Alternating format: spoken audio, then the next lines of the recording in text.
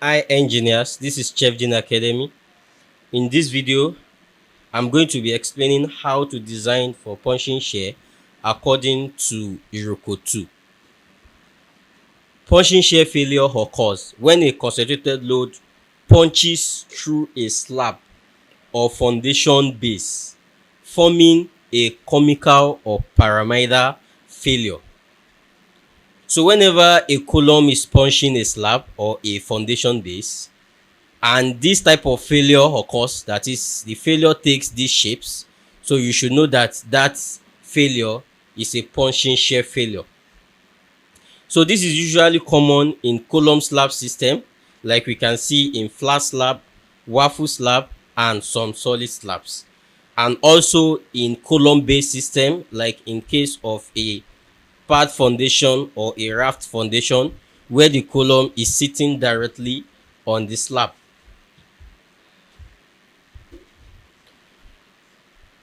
So the last image is showing the start of a punching shear failure. So most of the time it usually form radial cracks. That is, you have cracks across a circular path emanating from the face of the column. In order to design for punching shear, we need to understand or to define some terms. But before we do that, if this is your first time on this channel, or you've been coming and benefiting from our videos but you are yet to subscribe, kindly do so that more people will get to see this video and also learn from it. In order to check for punching shear, we need to understand some parameters, and the first of them is what we call the basic control section. That is the section between the column and the slab, or the column and the foundation. The angle forms where you draw an imaginary line from the tip of the column where we have the connection between the slab and the column, where you draw an imaginary line at about 26.6 degrees. So that is the region where punching shear usually occurs.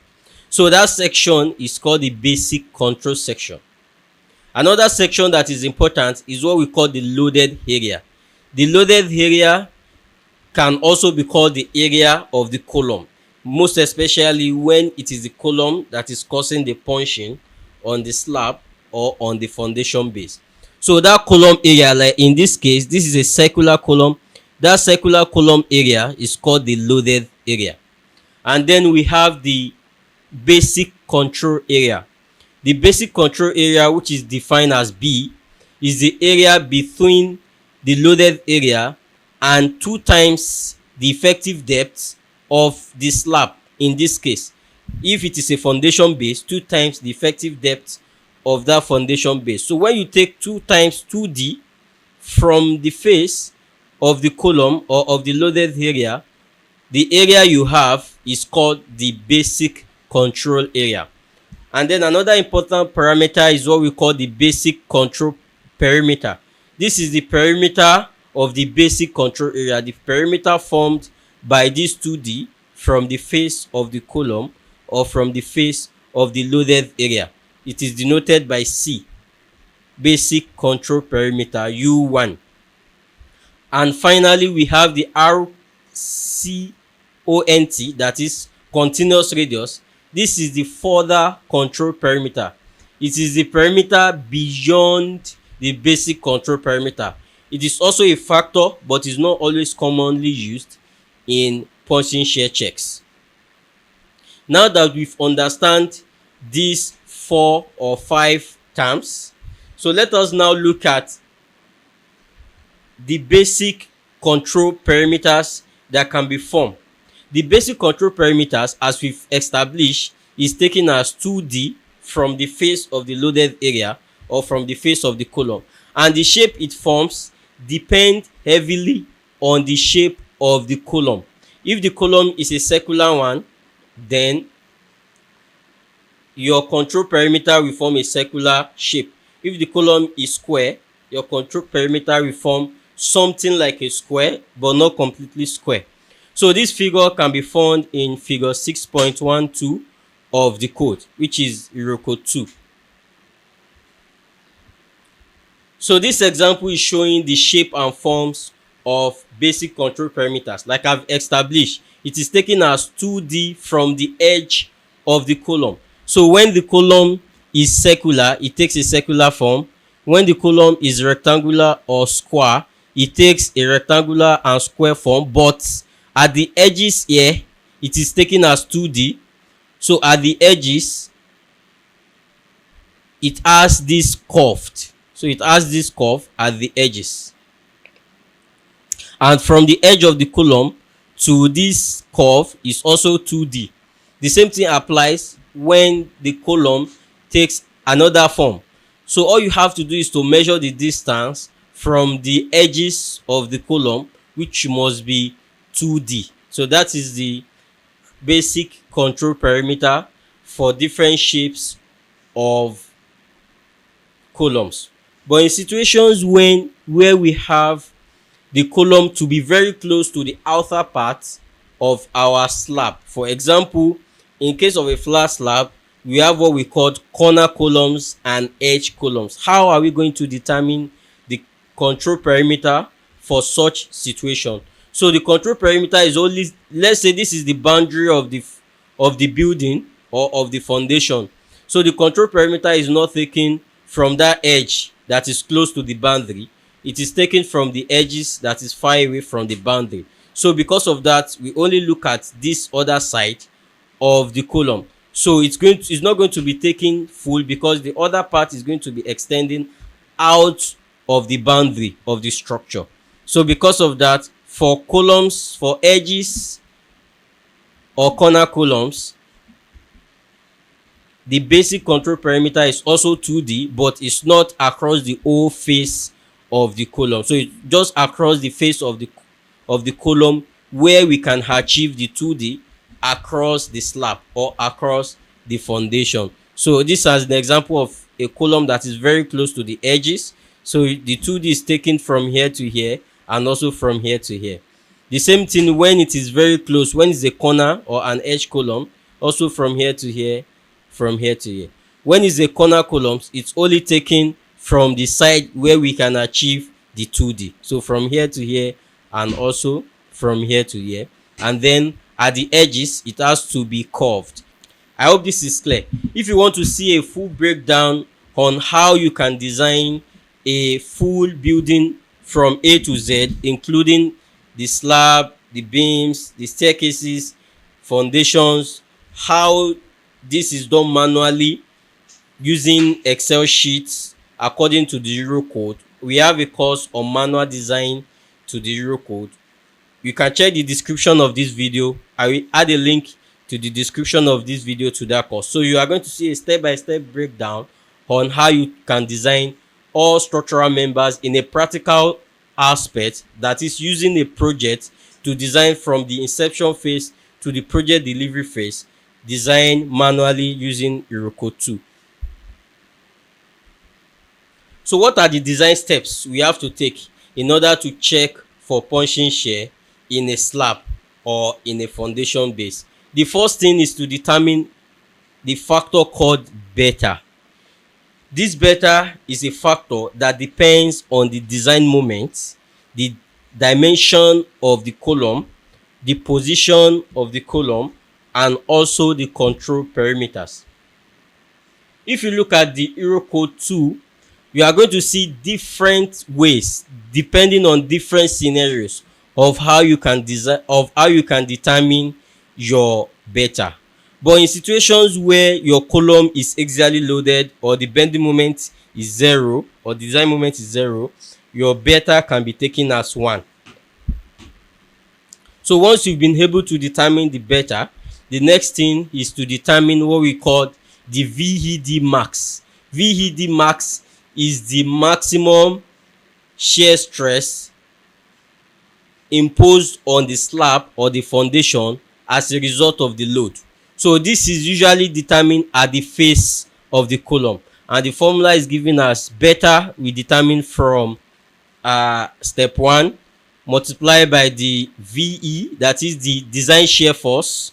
This is capital letter V, design shear force, divided by U naught. U naught in this case is the perimeter of the column multiplied by the effective depth of the slab or the effective depth of the foundation base. So once you determine your VED max, the next thing is to determine the VRD max. VED max is the maximum shear stress imposed on the slab or on the base from the load. But step 3 is to calculate the maximum shear capacity, maximum resistance of the section. So this is dependent on the strength of concrete you are using. So if the strength of concrete is high, the VRD mass is going to be high. So this is calculated from the strength of concrete, which is FCK in the Eurocode. We have a formula which comprises of FCK. Just slot in your FCK, that is your strength of concrete, into the formula, and you determine the VRD max. The next step is to now compare our VED max, the maximum design shear stress, and the VRD max, the maximum shear resistance of the section. So the reason why we are doing this is that the maximum load must be less than the maximum resistance. That is, the VED max must be less than the VRD max. When the VED max is greater than the resistance, that is, the load is greater than the resistance, we cannot proceed with the design. We have to do what we call redesign. That is, we adjust our sections. Most of the time, if it is a slab, you increase the thickness of the slab. If it is a foundation base, you increase the thickness of the base, until you arrive at a situation where the VED is less than the VRD max. So when this is satisfied, you proceed to the next step. What is the next step? The next step is to determine the VED along the control perimeter. You know, the punching shear usually occurs along the control perimeter, which we've been defined from experience, from analysis, to be taken as 2D according to the Eurocode. So we have to determine the VED along that control perimeter. And in order to do that, it's just the formula for shear stress, which is the shear force over area. So that means this beta VED divided by UI. UI now is the control perimeter, not the column perimeter anymore. UI, the control perimeter, which is 2D from the face of the column, multiplied by the effective depth. So once we've been able to determine the VED, we now have to determine the punching shear resistance. That is the resistance of the concrete along that control perimeter, the punching shear resistance or the punching shear capacity of the section, which is VRD. So once we determine this, we now proceed and now compare the VED and the VRD at the critical perimeter, which is at 2D. So just like we established in step 4, when the VED is less than the VRD, in that situation, there is no need for us to provide punching shear reinforcement. That is, the punching shear checks is satisfactory. But the VRD is divided into two. We have the VRD where in such a way that we call it the VRDC. When the VED is less than the VRDC, there is no need for you to provide punching shear reinforcement, which is what we usually try to aim at when we are designing or checking for punching shear in foundations. Especially, we try as much as possible not to provide punching reinforcement. So because of that, we make sure that our VED is less than our VRDC. So but in situations where the VED is less than the VRD, is greater than the VRDC, but it is less than what we call the VRDCS. The VRDCS is the shear capacity at which, when you provide shearing reinforcement to the concrete, it will be sufficient. Punching shear will not occur. I hope you understand the difference. The first one is there is no need for us to provide shearing reinforcement if the VED is less than that. But if the VED is greater than it, but it is less than the next one, VRDCS, then if you provide reinforcement, then shearing will not, that is punching shear will not occur. And this is usually not really recommended, but in situations where you have no choice, like in case of a slab, you don't want to increase the thickness of the slab too much, then you can provide punching reinforcement. So these are the various steps in which you have to go through in order to check for punching reinforcement in your slab or in your foundation base. Like I said earlier, if you want to learn more on this topic, you can subscribe to this channel. You can follow us on other social medias. The links is going to be in the description of this video. And also you can join our membership community. In this community, you have access to premium content, members only content, which are going to help you as a professional engineer. So finally, let me recap. When you are checking for punching shear, these are the things you need to look out for. The first of them is that you need to check at the perimeter of the loaded area, the maximum punching shear at that point should not exceed the maximum resistance of the section. I mentioned that when this occurs, when it exceeds the maximum resistance of the section, what you have to do is to increase the thickness of your slab or your foundation base. And also, punching shear reinforcement is not required, like I said, when the VED, that is the last step, is less than the VRDC. That is, the VRDC is the shear capacity, shear resistance. When the VED is less than it, you don't need to provide punching shear reinforcement. The design is safe. And then lastly, when the VED exceeds the VRDC, but it is less than the VRD maximum, then punching shear is required. So in situations like that, you have to follow what we have in clause 6.4.5 of the code. So I'm going to be stopping here.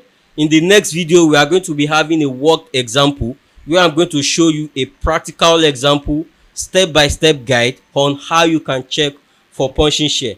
If you find this video helpful, please subscribe to the channel. You can also join our membership program. As I've said, it's going to help you a lot in your professional development. If you want to learn how to design a full building from A to Z using the Eurocode, you can check out our course, Manual Design to the Eurocode. The link is in the description of this video.